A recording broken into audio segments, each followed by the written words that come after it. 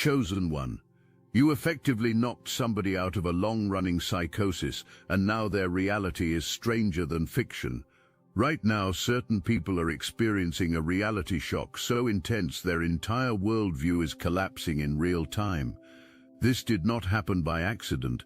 Your life prepared you for this. Every setback trained you. Every delay positioned you. This elevation is earned. Every time your name got spoken, the people speaking thought they were just having conversations. But spiritual laws don't operate based on intention. They operate based on action. And the action they were taking was petition, prayer, invocation. Every conversation became a ceremony they were conducting without awareness. Every mention of your name became a seed they were planting without realization. Every discussion became a ritual that was activating ancient principles they have zero comprehension of. These people were moving massive amounts of energy in your direction.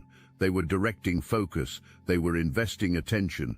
And in the spiritual realm, attention is the currency that manifests reality. But because their hearts were corrupt, because their intentions were twisted, the universe inverted the entire transaction. What they meant as a curse became a blessing. What they intended as destruction became construction. What they spoke as your downfall became your elevation. They were literally funding your success with their negativity. They were bankrolling your blessings with their hate. They were commissioning your upgrade with their criticism. And they had absolutely no idea this was happening. Every word they spoke against you just added another zero to what God was preparing to give you. Every prediction of your failure just multiplied the favor being stored up. Every discussion about your inadequacy just increased the magnitude of the demonstration that's about to happen.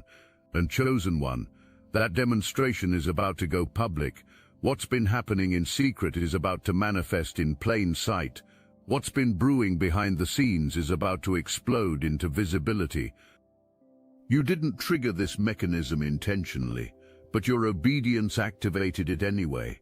When you chose not to defend yourself, when you decided not to clap back, you activated a divine defense system that operates on a level they can't perceive. Think about the restraint that took. Think about the discipline that required. Every time someone spoke against you and you chose silence, you were actually making a strategic decision. You were positioning yourself for something greater than temporary satisfaction. You were investing in something more valuable than momentary vindication. In certain minds, an alternate reality was created, a comfortable fiction where you played the exact role they needed you to play. In this fantasy, you were struggling, you were stuck, you were suffering. You were exactly where their predictions had placed you, and this delusion gave them peace. It validated their judgments, it confirmed their beliefs, it made them feel smart, discerning and right. So they invested in this fantasy emotionally, they committed to it mentally. They built their mental stability around it. They treated fiction like truth.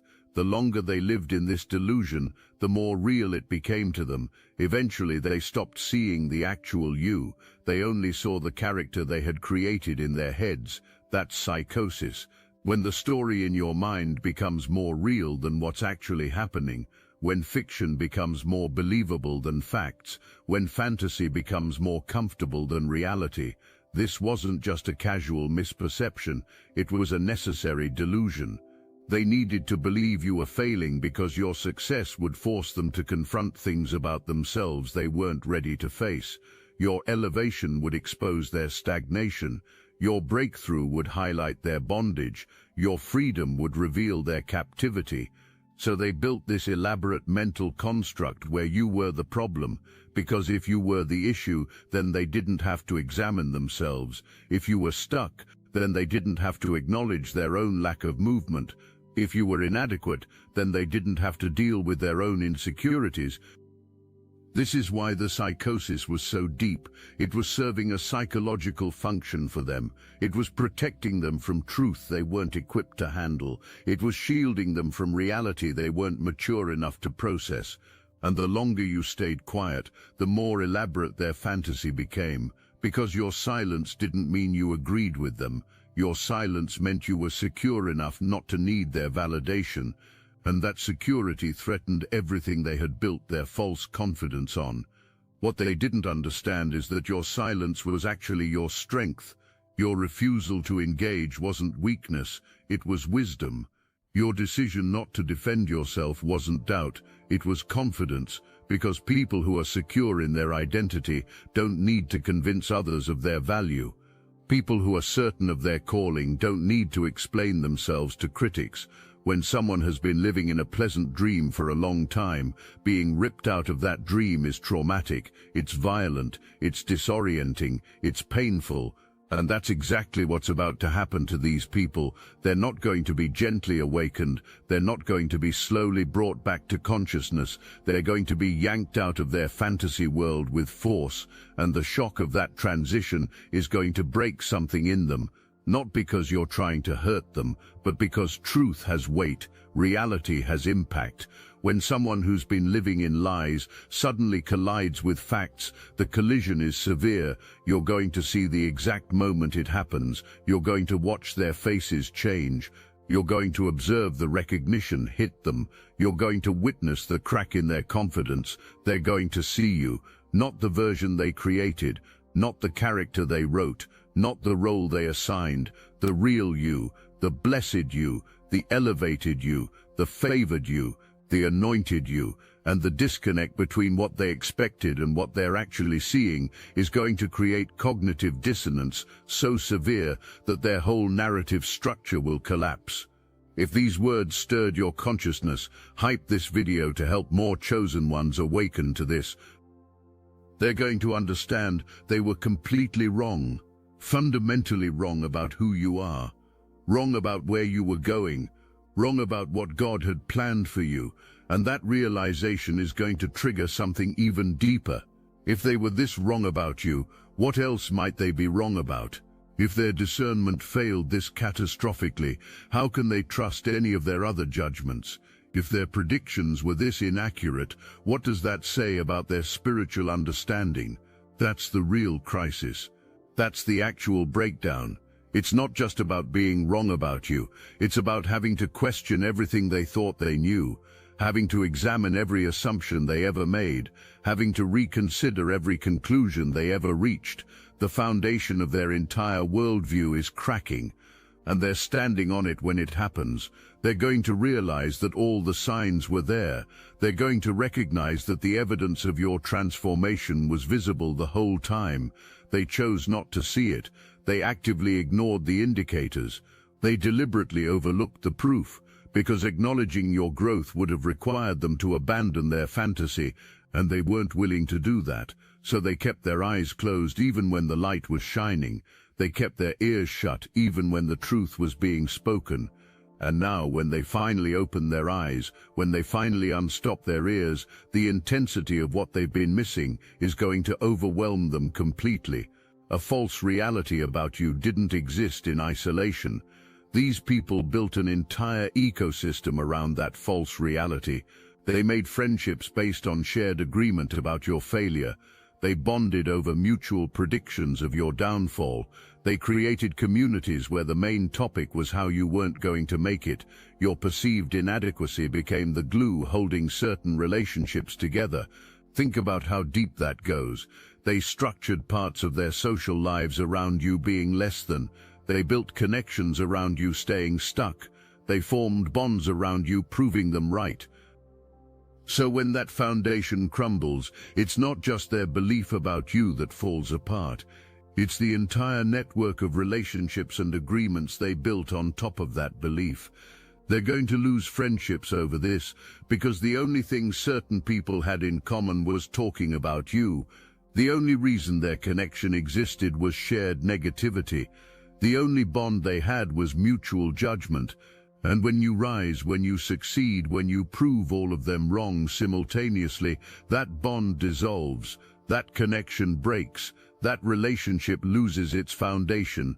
Think about the awkward silences that are about to fill the spaces where your name used to be. Think about the uncomfortable moments when someone brings you up out of habit and then realizes there's nothing negative left to say.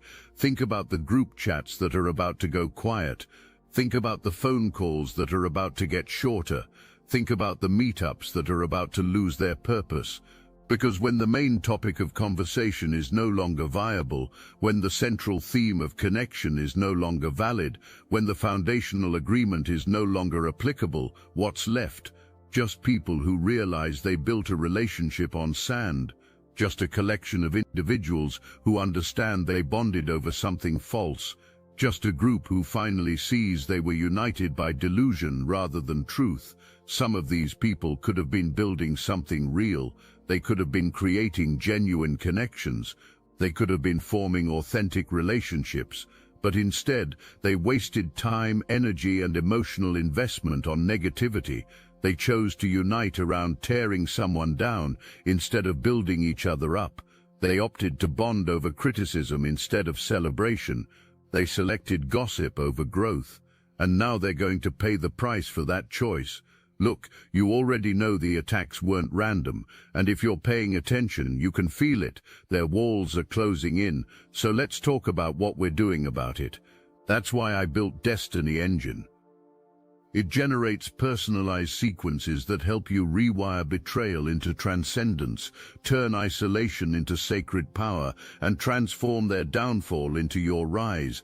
We are using the Dark Elite's own weapons against them, taking their declassified consciousness technology that programmed competition and scarcity and repurposing it to serve cooperative intelligence. The beauty is, you don't even have to lift a finger. You put on the headphones, press play, and your subconscious is rewired while your enemies collapse under the weight of their own lies. This is why I created it in the beginning, so everything they did to break you becomes fuel for your purpose. The collective upgrade is underway. Start your Destiny Engine for $1 today and watch divine justice accelerate in your life. Link in the description. You didn't even know this was happening. You were just living your life. You were just doing your work. You were just staying focused. You weren't plotting revenge. You weren't planning anyone's downfall. You weren't strategizing how to prove people wrong.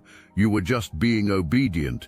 You were just following divine guidance. You were just walking in your purpose. You were just trusting the process.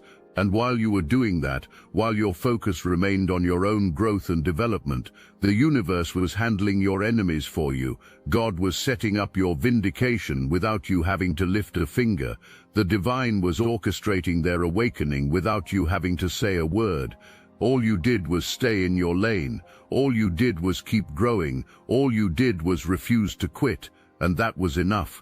That's the power of staying focused. That's the beauty of trusting God. That's the magic of not concerning yourself with what others are saying or thinking or predicting.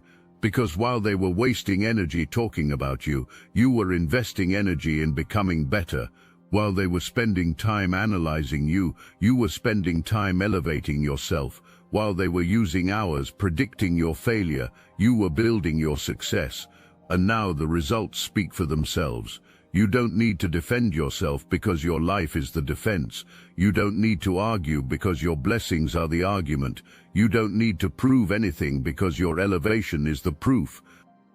Every moment you could have spent clapping back, you spent leveling up.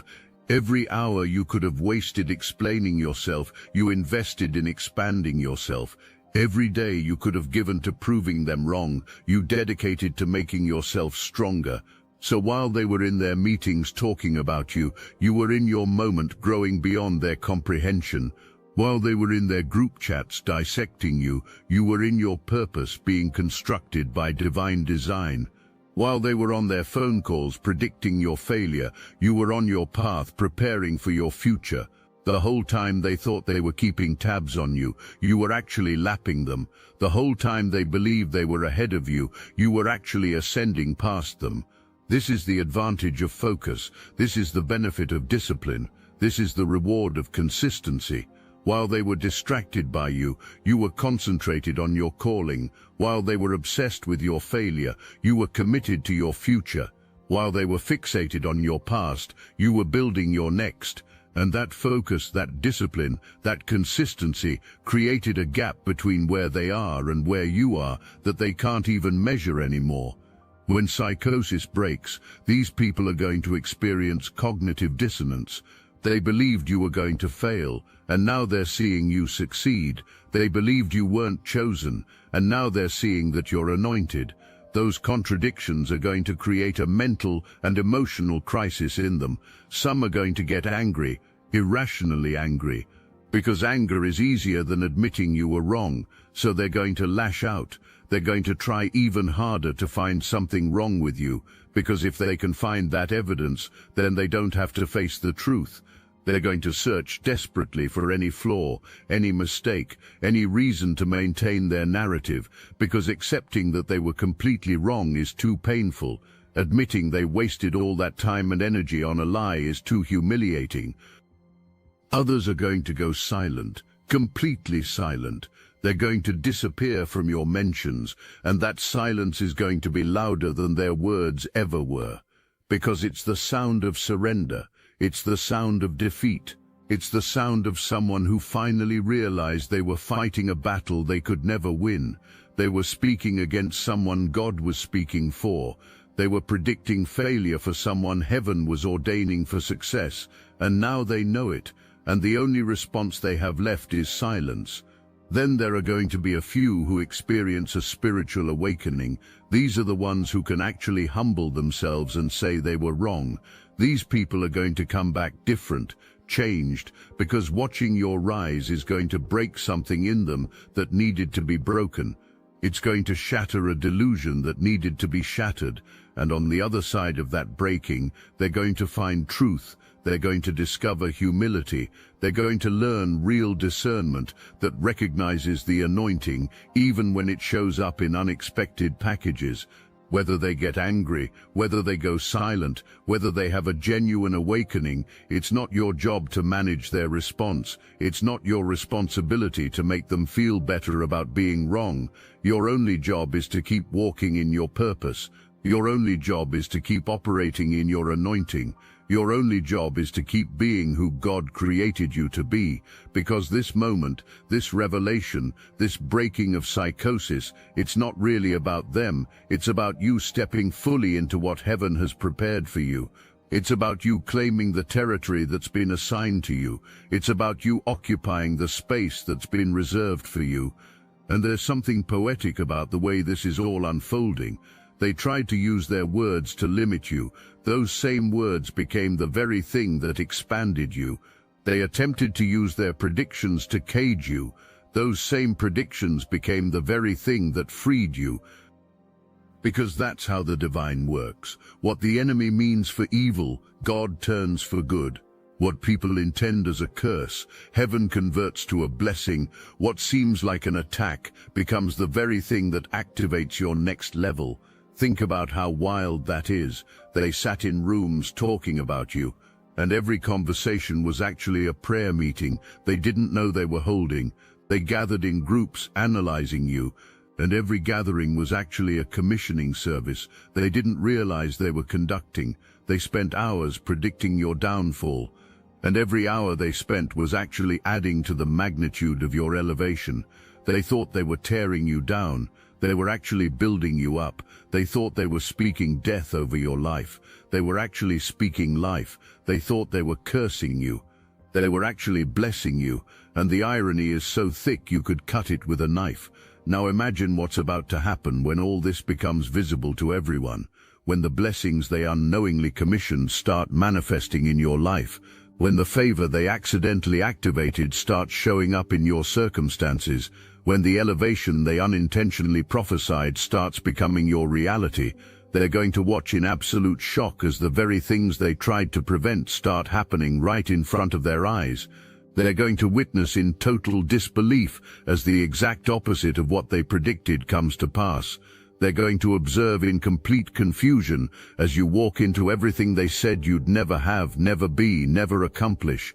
And the beauty of this divine reversal is that it's perfectly calibrated. It's not random, it's not arbitrary, it's strategic. Every blessing that manifests in your life is going to be specifically designed to contradict a specific lie they told. Every door that opens for you is going to be precisely positioned to expose a particular prediction they made. Every level you reach is going to be carefully orchestrated to shatter an exact assumption they held. God isn't just blessing you generally. God is blessing you specifically, strategically, intentionally, in ways that serve as direct rebuttals to the narrative they constructed. So when you get that opportunity they said you'd never get, that's not coincidence, that's divine reversal. When you access that level they said you'd never reach, that's not luck, that's spiritual irony. When you walk into that room they said you didn't belong in, that's not chance, that's heavenly vindication. Every single manifestation is a message, every blessing is a statement, every elevation is a declaration, and the message is clear, the statement is loud, the declaration is undeniable. They were wrong, you were right, God is real, and his plans for you exceed anything they could have imagined and chosen one. When that happens, when they're standing there watching your life unfold in ways that contradict everything they believed, something is going to shift in the atmosphere around them. There's going to be a moment of collective silence, a pause, a beat, where everyone who was speaking against you suddenly goes quiet, not because you demanded it, not because you fought for it, but because reality demanded it, because truth commanded it, because your very existence in the fullness of divine purpose required it. And in that silence, they're going to hear something they've been ignoring for far too long. The voice of God, the whisper of truth, the sound of reality, and it's going to tell them what you already knew, that you were chosen, that you were anointed, that you were called, that you were destined, and they were wrong. Some of them are going to have an out-of-body experience when this happens. They're going to feel like they're watching their own life from outside themselves. They're going to observe their own shock. They're going to witness their own disbelief, because the reality is too intense for them to fully inhabit. The truth is too heavy for them to completely carry. The revelation is too powerful for them to entirely process. So their minds are going to create distance. Their psyches are going to build protection. Anything to soften the blow of being this catastrophically wrong about something they were this completely confident about. Let's bring this back to you, because ultimately this isn't about them. This is about you stepping into the fullness of who you were created to be. This is about you claiming the inheritance that's been set aside for you. This is about you occupying the territory that's been assigned to you.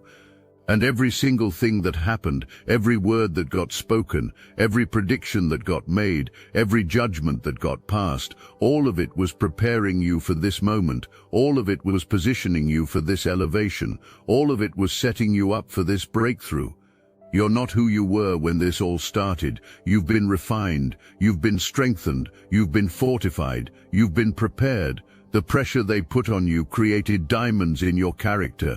The heat they directed at you forged steel in your spirit. The attacks they launched against you built armor around your anointing. You're not weaker because of what they did. You're stronger. You're not less because of what they said. You're more. You're not diminished because of their judgments. You're enhanced. Every negative word became fuel for your journey. Every false prediction became fertilizer for your garden. Every hateful conversation became the very thing that cultivated your growth. Some of the things you spoke over your own life weren't just your words, they were prophecies. God put them in your mouth. The divine spoke through you. Heaven used your voice. You were declaring things about your future.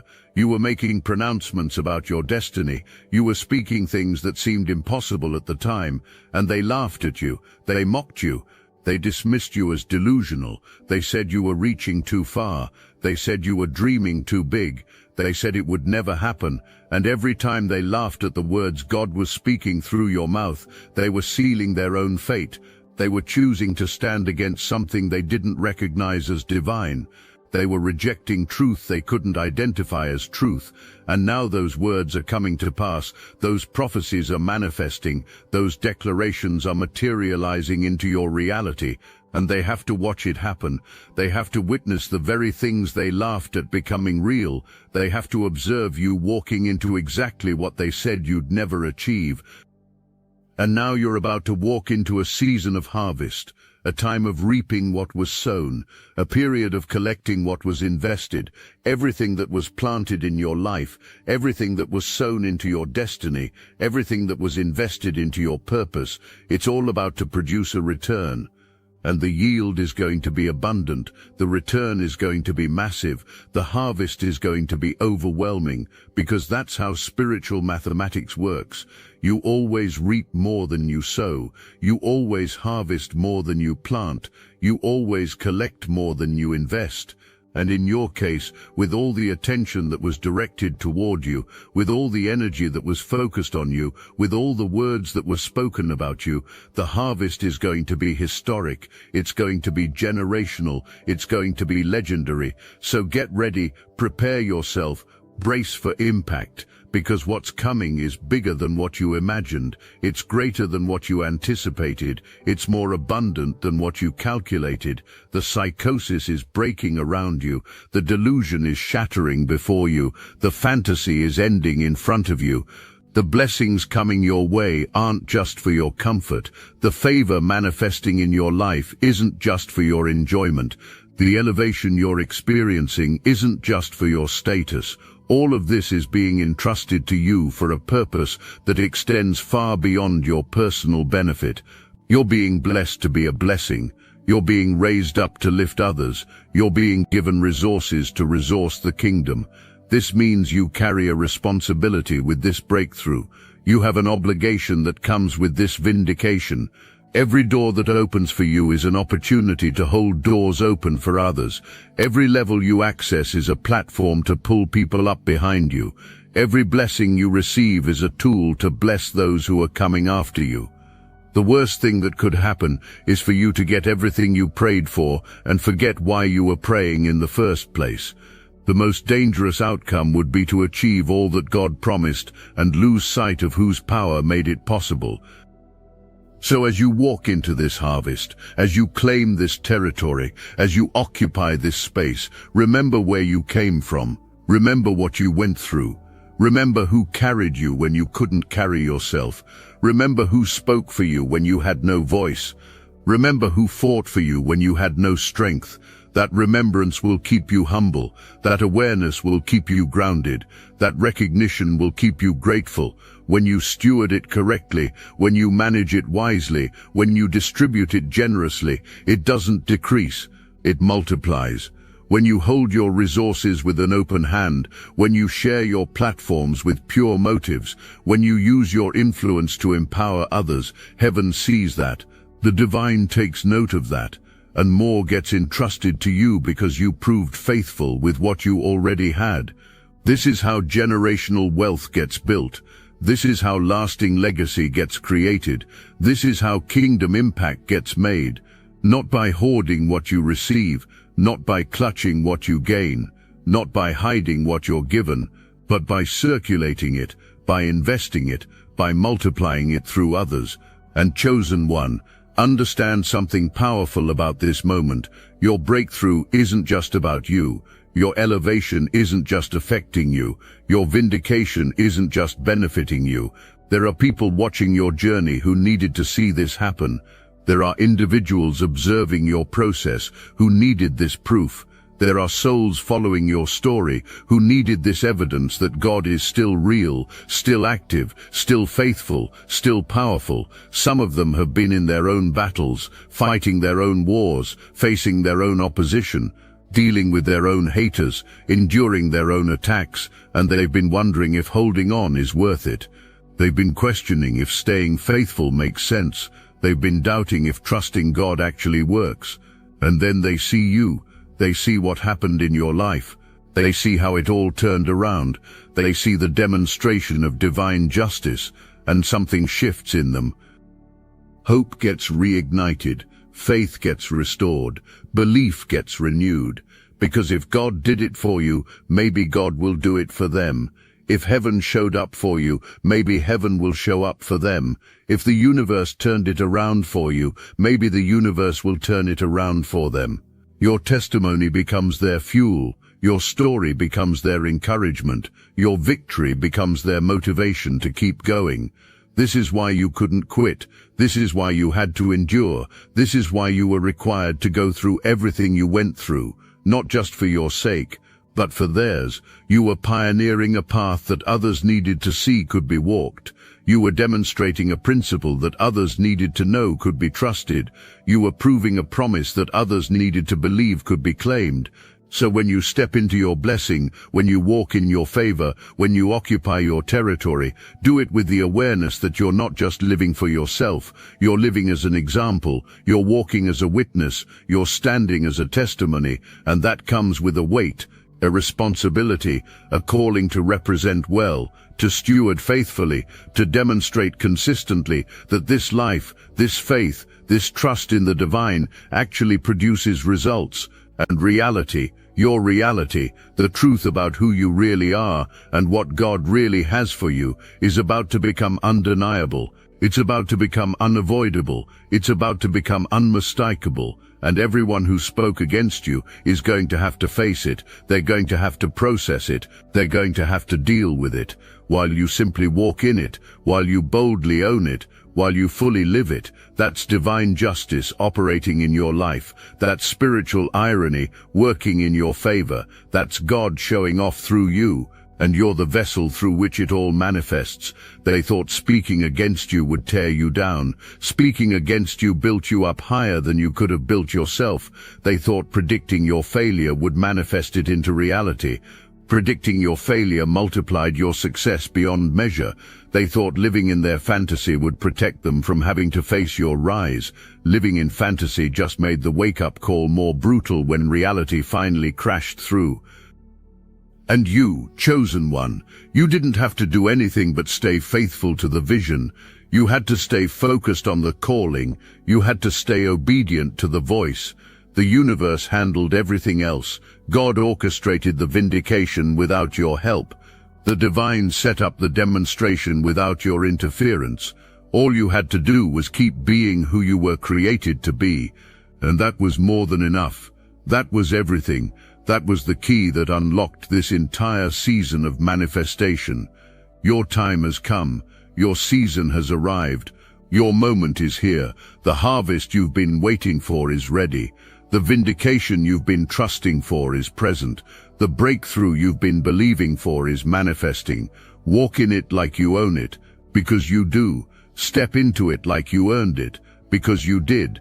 Claim it like it's yours, because it is. This is your inheritance. This is your birthright. This is your destiny. And everything that tried to prevent it just ended up promoting it. Everything that attempted to stop it just ended up accelerating it. Everything that sought to block it just ended up blessing it. That's the power of divine reversal. That's the beauty of spiritual justice. That's the glory of God showing up and showing out on your behalf.